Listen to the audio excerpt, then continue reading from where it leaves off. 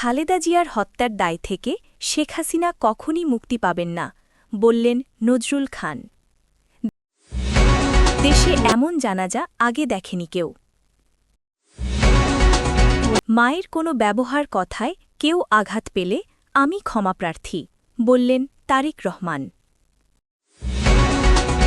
খালেদা জিয়ার জানাজায় উপস্থিত ছিলেন ৩ বাহিনীর প্রধান। সাবেক প্রধানমন্ত্রী খালেদা জিয়াকে চিকিৎসা নিতে না দিয়ে হত্যা করা হয়েছে বলে মন্তব্য করেছেন বিএনপির স্থায়ী কমিটির সদস্য নজরুল ইসলাম খান। এই হত্যার দায় থেকে শেখ হাসিনা কখনো মুক্তি পাবেন না বলেও উল্লেখ করেন তিনি। বুধবার ৩১ ডিসেম্বর বিকাল ৩:৩০ দিকে জানাজার আগে খালেদা জিয়ার জীবন ও কর্ম সবার উদ্দেশ্যে তুলে ধরেন বিএনপির স্থায়ী কমিটির সদস্য নজরুল ইসলাম খান। সেখানে তিনি এসব কথা বলেন। নজরুল ইসলাম বলেছেন, তিনি বলতেন, বিদেশে আমাদের বন্ধু আছে, কোনো প্রভু নেই। নজরুল ইসলাম বলেন, ফ্যাসিবাদী হাসিনার ব্যক্তিগত প্রতিহিংসার শিকার হয়ে মিথ্যা মামলায় ২০১৮ সালের ৮ই ফেব্রুয়ারি থেকে ২ বছরের বেশি সময় কারাগারে আবদ্ধ ছিলেন খালেদা জিয়া। চিকিৎসার অভাবে গুরুতর অসুস্থ হয়ে পড়েন দেশনেত্রী। সমগ্র দেশবাসীর সাক্ষী যে হেঁটে তিনি কারাগারে প্রবেশ করেছিলেন, কিন্তু নির্জন কারাগার থেকে তিনি বের হলেন চরম অসুস্থতা নিয়ে। বিএনপির স্থায়ী কমিটির এ সদস্য বলেন, দেশ বিদেশের চিকিৎসকদের মতে পরে গৃহবন্দী থাকা ৪ বছরে তাকে বিদেশে নিয়ে উন্নত চিকিৎসা না দেওয়ায় তার অসুস্থতা ক্রমে বেড়েছে। ফলে এভাবে মৃত্যুর কাছে হার মানতে হল এ অপরাজেয় নেত্রীর। তাই এ মৃত্যুর দায় থেকে ফ্যাসিবাদী হাসিনা কখনো মুক্তি পাবেন না। বক্তব্যে খালেদা জিয়ার জন্ম, পারিবারিক পরিস্থিতি, শহীদ প্রেসিডেন্ট জিয়াউর রহমানের সঙ্গে বিবাহবন্ধনে আবদ্ধ হওয়া, রাজনীতিতে উঠে আসা সহ বিভিন্ন তথ্য তুলে ধরা হয়। অনুষ্ঠিত হল দেশের প্রথম নারী প্রধানমন্ত্রী এবং মুসলিম বিশ্বের দ্বিতীয় নারী সরকার প্রধান বেগম খালেদা জিয়ার নামাজে জানাজা। এই জানাজায় জনসমুদ্র শব্দটিও যেন বিশালতার কাছে হার মেনেছে, কেননা যেদিকে চোখ যায় সেদিকেই চোখে পড়েছে শুধু মানুষ আর মানুষ। শোনা গেছে লাখো কণ্ঠের কান্না জড়িত দোয়া।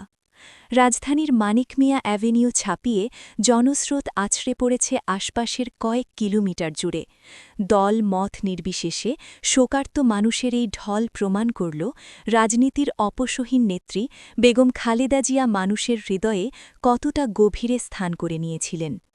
প্রবীণ রাজনৈতিক বিশ্লেষক থেকে শুরু করে সাধারণ মানুষ সবাই এক বাক্যে স্বীকার করছেন, দেশে এমন জানাজা এর আগে আর দেখেনি কেউ।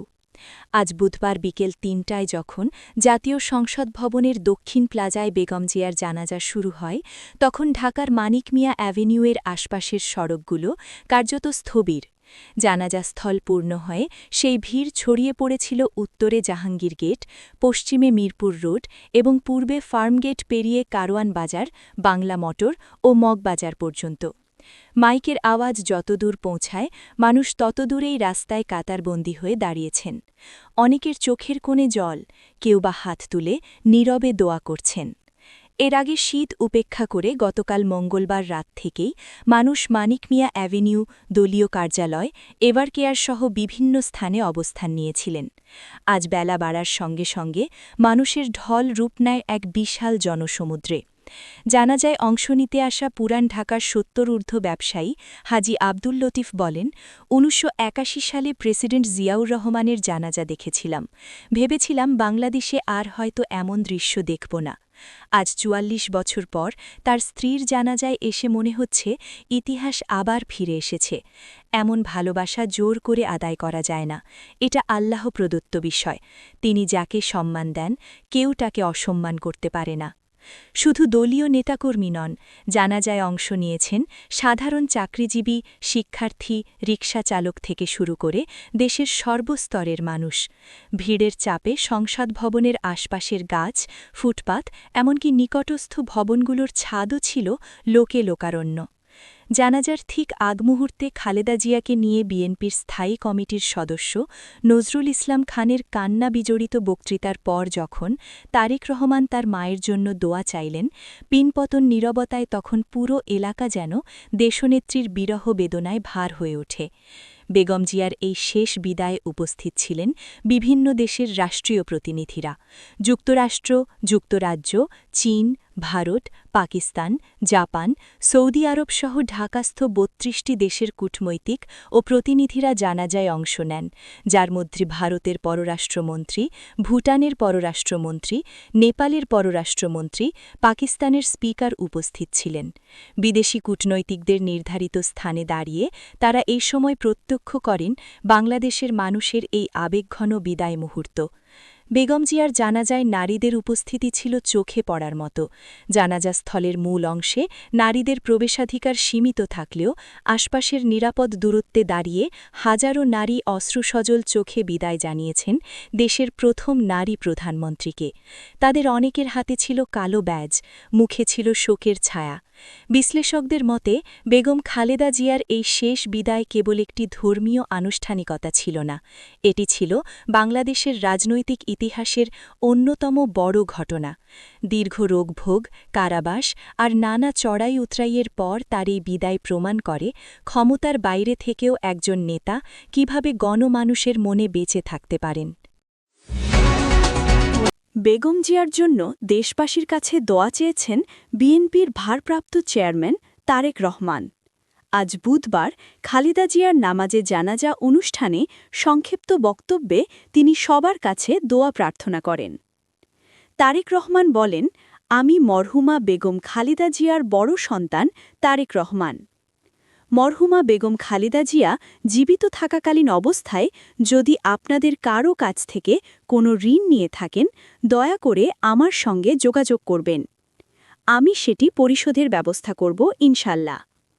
একই সাথে উনি জীবিত থাকাকালীন অবস্থায় ওনার কোনো ব্যবহারে, ওনার কোনো কথায় যদি কেউ আঘাত পেয়ে থাকেন, তাহলে মরহুমার পক্ষ থেকে আমি আপনাদের কাছে ক্ষমা প্রার্থী।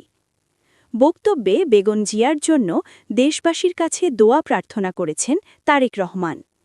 তিনি বলেন, দোয়া করবেন আল্লাহ তাআলা যাতে ওনাকে বেহেশত দান করেন। সাবেক প্রধানমন্ত্রী ও বিএনপি চেয়ারপারসন বেগম খালেদা জিয়ার নামাজে জানাজা সম্পন্ন হয়েছে। বুধবার বিকেল ৩টায় রাজধানীর মানিক মিয়া অ্যাভিনিউয়ে তার নামাজে জানাজা পড়েন লাখ লাখ জনতা। বেগম খালেদা জিয়ার নামাজে জানাজা পড়ান জাতীয় মসজিদ বাইতুল মুকাররমের খতিব মুফতি আব্দুল মালেক। সাবেক এই প্রধানমন্ত্রীর নামাজে জানাজায় রাষ্ট্রপতি মোহাম্মদ সাহাউদ্দিন, অন্তর্বর্তী সরকারের প্রধান উপদেষ্টা প্রফেসর ড. মোহাম্মদ ইউনুস সহ উপদেষ্টা পরিষদের সদস্যরা, সেনা, নৌ ও বিমান বাহিনীর প্রধান, বিভিন্ন রাজনৈতিক দলের নেতা, বিভিন্ন রাষ্ট্র থেকে আগত অতিথি, রাষ্ট্রদূত ও হাইকমিশনাররা উপস্থিত ছিলেন। সাবেক প্রধানমন্ত্রী ও বিএনপির চেয়ারপারসন বেগম খালেদা জিয়ার জানাজায় অংশ নিতে মানিক মিয়া অ্যাভিনিউয়ে উপস্থিত হয়েছেন সেনাবাহিনী, নৌবাহিনী ও বিমান বাহিনীর প্রধানরা। বুধবার ৩১ ডিসেম্বর দুপুরে সেনাবাহিনী প্রধান জেনারেল ওয়াকার উজ-জামান, নৌবাহিনী প্রধান অ্যাডমিরাল এম নাজমুল হাসান এবং বিমান বাহিনী প্রধান air chief marshal Hasan Mahmud Khan জানাজাস্থলে পৌঁছান। জানাজা শেষে ৩ বাহিনীর প্রধান মরহুমার কফিনে পুষ্পস্তবক অর্পণ করবেন এবং কিছু সময় নীরবে দাঁড়িয়ে থেকে রাষ্ট্রীয় সম্মান প্রদর্শন করবেন। এদিকে প্রিয় নেত্রীকে শেষ বিদায় জানাতে সকাল থেকেই রাজধানী ঢাকাসহ দেশের বিভিন্ন এলাকা থেকে বিপুল সংখ্যক মানুষ জানাজাস্থলে জড়ো হন। জনসমাগম মানিক মিয়া অ্যাভিনিউ ছাড়িয়ে খামারবাড়ি, আসাদ গেট ও ফার্ম গেট পর্যন্ত বিস্তৃত হয়।